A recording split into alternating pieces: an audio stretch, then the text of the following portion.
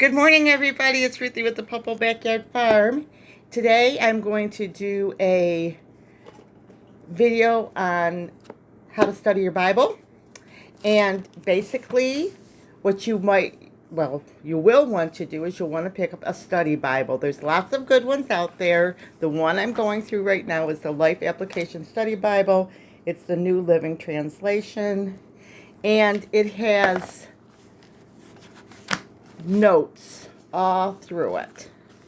So I can just look up things. If I have, say I'm reading and I want to, and I have explanations.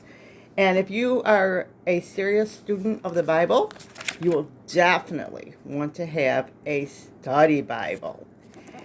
And like I said, there's lots of good ones out there. This is the one I'm working on right now. The other thing that I do is I do Bible journaling, which you will see those in my videos. I'm not the best drawer, but it is fun. I have folders that I put in my notes and things, and actually I'm getting ready to do a Bible journal on 1 Peter. So, and I just have notes.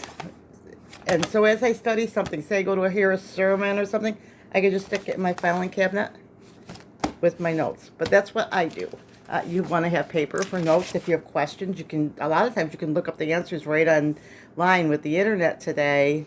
It makes it nice because you can just look up questions.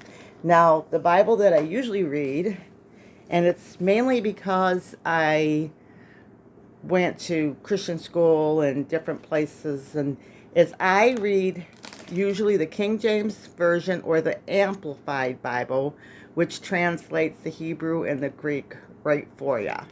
So, I mean, you can look up stuff like that if you are, going back to the original languages, which sometimes you'll run across a word and you want to really know the definition. Okay, so that's another thing. This is my Bible journaling Bible that I'm using right now. And it's probably upside down. It looks like it's upside down. It is. And this is the, I think it's Tyndale. It's another New Living Translation. So I just so happened to run into two of those. But what I'll usually do is I'll study through the King James for reading, and then I'll look at the Amplified and things like that. So there's also all these Bibles are online too. There's a book place, and I'm going to probably do a review on this too. It's or a video on it. Christianbooks.com. I used to work for a church, so if you're going to be buying like lots of Bibles and things like that, you can get like 40% discount. I think you can join the membership for like $5. I mean, so if you're one of the people that likes to match your Bible to your shoes, so to speak. I used to have tons of stuff through the years. Things you move and stuff, and things go away or given away and all that kind of stuff. So this is what I'm working on right now.